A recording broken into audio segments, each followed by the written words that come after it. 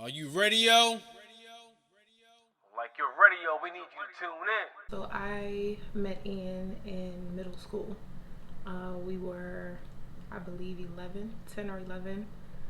We met in math class. I used to do his homework. That's how we became friends. He was the first boy that my parents let me talk to on the phone or like come over and hang out. We just kind of clicked. Like he was one of the class clowns and I was a little nerdy, and we just kind of mixed well as friends.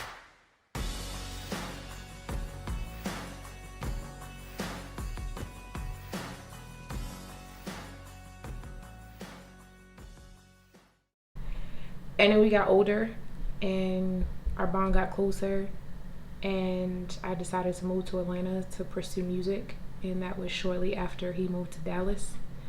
He was definitely a part of that decision. I needed to get out of Maryland, but he was definitely a motivation to go because he was right next door. And then that grew the bond because he could come to see me whenever he wanted to because I had my own place. So there was no like maneuvering around parents or anything like that. And a relationship started, but it wasn't a public relationship. It was, this is my best friend, and that was how we told everybody what we were. There was no like, this is my boyfriend or this is my girlfriend or we're committed or none of that. It was just like, don't worry about it. We didn't grow up the same. We didn't look at love the same. We didn't look at relationships the same. I grew up in a two-parent household with parents that were married most of my life. He didn't grow up like that. So marriage and commitment and relationships and love was kind of something that he was just like, I love you and you're my best friend, and it is more than that, but I can't give you what you're asking me for. I can give you little pieces here and there, and I can make it feel like a relationship and it can look committed to some extent, but it's never gonna be to the extent that I wanted it to be until he was completely done with the lifestyle that he was involved in. It felt shitty a lot of the time because I felt like it was like he was saying, I love you, but, or like, I love you, but you're not enough because I'm doing X, Y, and Z. Um, I wanted him to just like stop doing what he was doing so we could be what we always talked about being. And I was stupid enough to want to wait. The loyalty was there, but the typical relationship commitment of like, I'm not going to deal with other people, or these girls won't exist, or this lifestyle is going to end. Like, nah, if I was going to deal with him, I had to deal with whatever came with his life. And that made me sad sometimes. It made me lonely sometimes because there was just nothing I wouldn't have done for him. There was nothing that he could have asked of me that I wouldn't have gave him, and I felt like I wasn't asking him for something that was crazy. But to him, I think he felt like I was asking him for something he really couldn't give me yet. I felt like I was being that quote unquote ride or die, which is really stupid. But in a moment, you don't feel like it's stupid. You feel like, okay, I just gotta get through this with them. And when this lifestyle is over and he's done doing this and these girls are gone, then he'll look up and be like, yo, she stuck with me through all of this and I have to reward her. So I hung on because in the back of my head, I'm like, he's gonna pick me at the end of the day.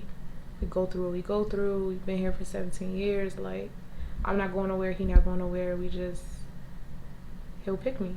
So I just gotta wait. I just gotta hold on.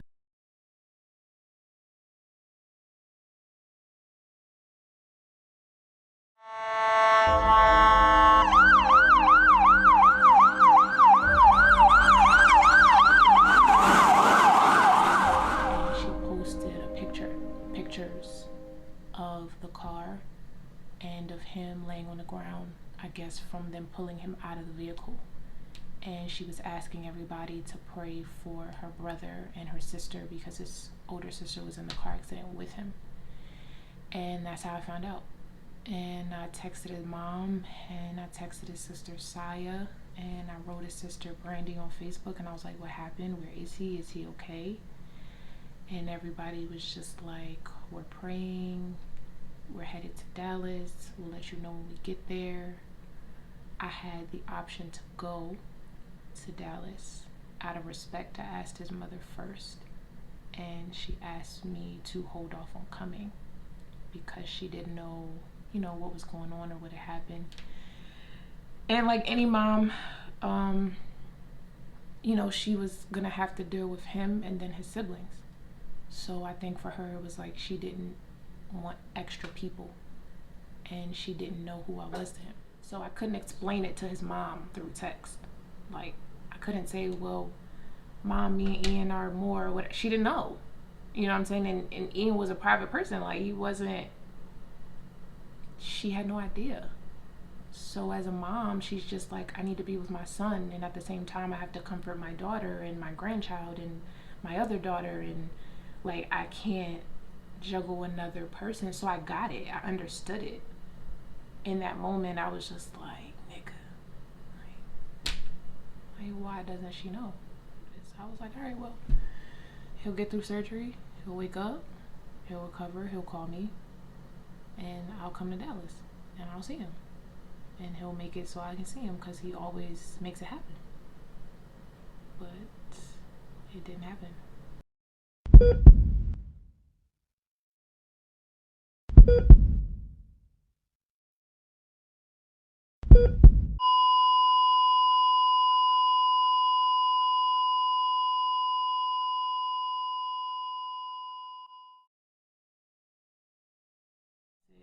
And I picked up my phone. It was 2:33 in the morning, and his mom texted me and said he's gone. The hardest 2 words I've ever had to read. I didn't know what to say to her, or I don't even know if I knew how to respond, because that didn't make sense to me. For him not to be alive was like, gone where? Like, what do you mean he's gone? I don't even know if it hit me then. Like, I knew it, but it's I don't know. It didn't hit until I had to see him in a casket, and that was like the craziest thing ever. And even then, it was still like, he's gonna get up. Like, he's gonna, like, this is not real. Like, so you say all you wanna be is remembered. I'll make you go down in history. So you say all you wanna be is remembered. Let me make you go down in history, baby. Let me write you into history, darling. Let me sing you into eternity.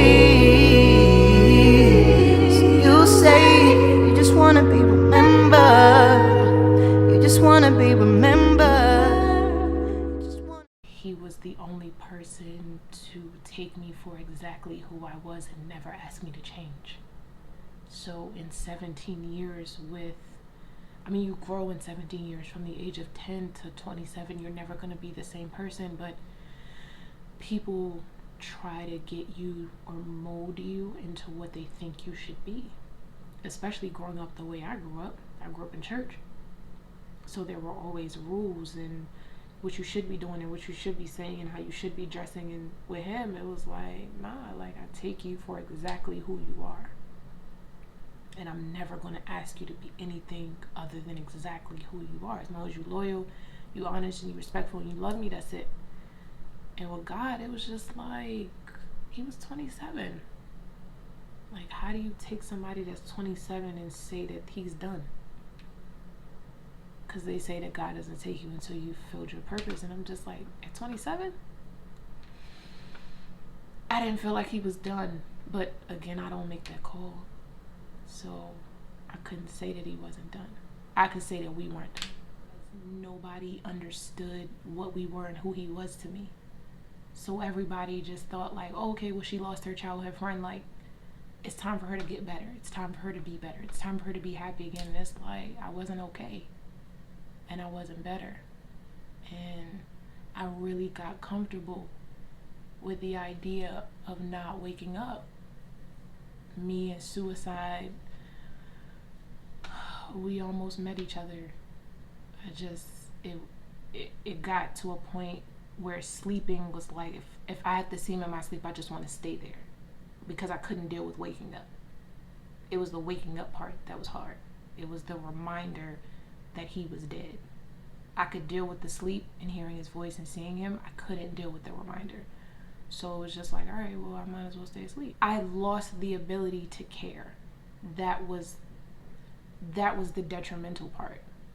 Because when you lose the ability to care about yourself, that's why suicide can play a part. Because you don't care no more. You don't give a shit about yourself. So your life doesn't matter, building anything, a purpose, what you want to do, none of that stuff matters. Because you can't care. It's not that you don't want to care, you don't know how to care. You go from being this loving, caring, laughing, bubbly person, and someone passes away and your whole world falls apart. And it's just like, how do I put this back together when nobody can help me put it back together? I had people around me to know that I needed the help. If I didn't, I don't know where I would be. Because I didn't have enough in me and enough strength in me to say it for myself until much later. But if you know you need it, go get it.